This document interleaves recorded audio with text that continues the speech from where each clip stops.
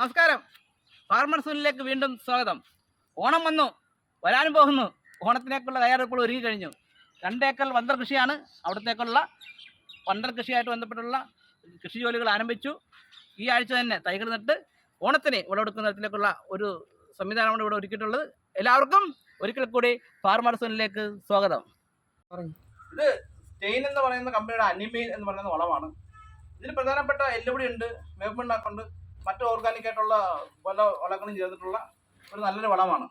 നമ്മൾ ഇത് സ്ഥിരമായിട്ട് ഉപയോഗിച്ചുകൊണ്ടിരിക്കേണ്ടതാണ്. ഇത്തവണ ഓണക്കാല കൃഷിയായിട്ട് ബന്ധപ്പെട്ട് 10 ചാക്കാണ് നമ്മൾ എടുത്തത്. ഇതിന് വില അറിയാമല്ലോ, അവർ MRP കൊടുത്തിരിക്കണ 1600 രൂപയാണ്. എന്നാൽ നമുക്കത് മാർക്കറ്റിങ്ങായിട്ട് ബന്ധപ്പെട്ട് നമുക്ക് 1400 രൂപയ്ക്ക് കിട്ടും. അതായത് 14000 രൂപയുടെ വളം നമ്മൾ ഈ ഓണക്കാലത്ത് ഈ പച്ചക്കറിക്ക് വേണ്ടിയിട്ട് ഈ വളം നമ്മൾ അനിമയിൽ എന്ന് പറഞ്ഞാൽ ഈ വളം നമ്മൾ ഉപയോഗിക്കുന്നുണ്ട്. ഇവിടെ നമ്മൾ വെണ്ട നടാൻ പോയി. ഈ ഒരു വരമ്പിൽ മാത്രം വെണ്ട നടാൻ പോയാണ്. അപ്പോൾ കോഴിവളം എന്നുള്ളത് നമ്മൾ ഇത്തവണ അളവ് കുറച്ചു. 40 മീറ്റർ വരുന്ന ഈ വരമ്പിന് നമ്മൾ കോഴിവളം 4 ചാക്കാണ് ഉപയോഗിച്ചിട്ടുള്ളത്. അതായത് ഒരു ചാക്ക് കോഴിവളം 20 കിലോളം വരുന്നത് നമ്മൾ 4 ചാക്ക് ഉപയോഗിച്ചു. അങ്ങനെ ഒരു ചാക്ക് കോഴിവളം 10 മീറ്റർ കണക്കാക്കിയായിട്ടിരിക്കുന്നത്.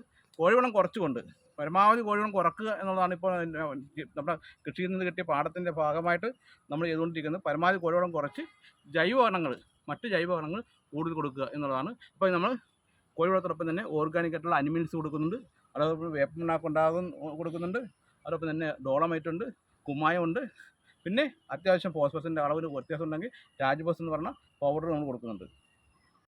ഇത് നമ്മുടെ 50 സെൻറ്റിൽ വരുന്ന പന്തലാണ്. ഇവിടെ പ്രധാനമായിട്ടും പാവലാണ് കൃഷി ചെയ്യാൻ പോകുന്നത്. തിങ്കളാഴ്ച പാവൽ നടും. തൈകളെല്ലാം പാകി നിർത്തിയിരിക്കുകയാണ്.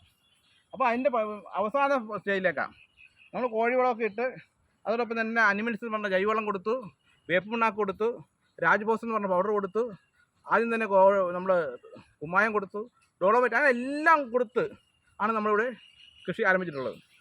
നമ്മൾ മനസ്സിലാക്കണം, ഞാൻ 2014 കൃഷിയിലേക്ക് വരുന്നത്. 2014 കൃഷിയിലേക്ക് വരുമ്പം കോഴിവളത്തിൻ്റെ വില 70 രൂപയായിരുന്നു. ഇന്ന് ആ കോഴിവളത്തിൻ്റെ വില 140 രൂപയായി. അതായത് 100% ഇരട്ടി വില വർധനമാണ് ഉണ്ടായത്. വിത്തിൻ്റെ വിലയിൽ വർധനമുണ്ടായി. നമ്മൾ വാങ്ങിക്കുന്ന വളങ്ങൾ ജൈവവളത്തിൻ്റെ വില വർധനമുണ്ടായി. അതോടൊപ്പം തന്നെ നമ്മൾ വാങ്ങിക്കുന്ന ജൈവ കീടനാശിനികളുണ്ട്, അതിൻ്റെ വില ഇരട്ടിയായി. ഇപ്പോൾ പ്രധാന ചർച്ച എന്താ? പച്ചക്കറിക്ക് വില കൂടി എന്ന് പറഞ്ഞാൽ പയറിന് 20 രൂപ കൂടി, പാവക്കായ്ക്ക് 20 രൂപ കൂടി, മുളകിന് 30 രൂപ കൂടി, തക്കാളിക്ക് വില കൂടി എന്നതാണ് പ്രധാന ചർച്ച. അടുക്കള പൊള്ളുന്നു, വാർത്തയാണ് ഭയങ്കര വാർത്ത. പച്ചക്കറിക്ക് വില കൂടി എന്ന് പറഞ്ഞുകൊണ്ട് നമ്മൾ മനസ്സിലാക്കണം, 2 മാസം മുമ്പുണ്ടായിരുന്ന മത്തിയുടെ വില ഇന്ന് 400 ആയി.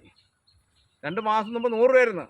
ആ 100 രൂപ ഉണ്ടായിരുന്ന മത്തിയുടെ വില 400 രൂപ. മത്സ്യത്തിന് വില കൂടി ചർച്ചയില്ല.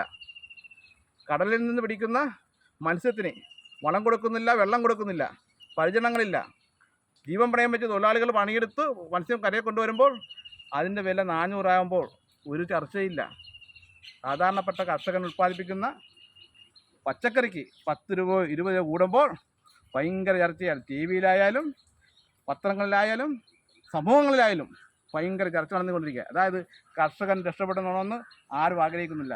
എന്നും കാലത്തും 20 രൂപയ്ക്കും 30 രൂപയ്ക്കും വെണ്ടക്കായ കിട്ടണം, 40 രൂപയ്ക്കും 50 രൂപയ്ക്ക് പയർ കിട്ടണം, 50 രൂപയ്ക്കും 60 രൂപയ്ക്ക് പാവക്കായ കിട്ടണം എന്നതാണ് മലയാളികളുടെ മനസ്സ്. നേരത്തെ പറഞ്ഞ വില വർധനയെക്കുറിച്ച്, വളങ്ങളുടെ വില കൂടിയാൽ അതിനെക്കുറിച്ചൊരു ചർച്ചയില്ല, അതിനെക്കുറിച്ചൊരു സഹതാപമില്ല.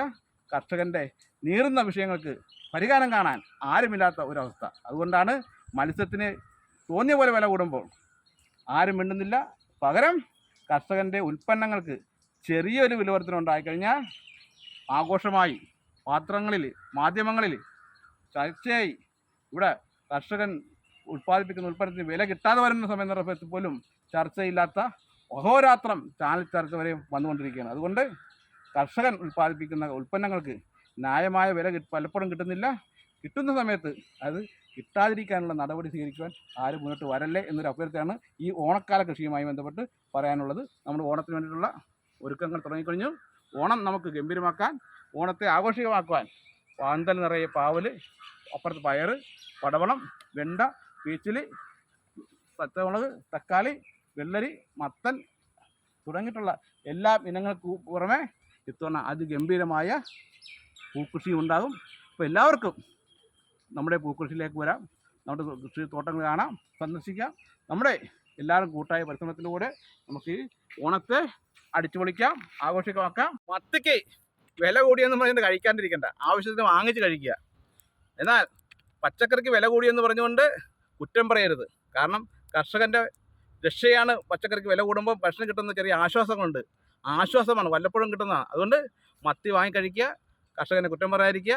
വീണ്ടും ഒരു വീഡിയോ ആയിട്ട് വരാം. നമുക്ക് എല്ലാവർക്കും നന്ദി, നമസ്കാരം.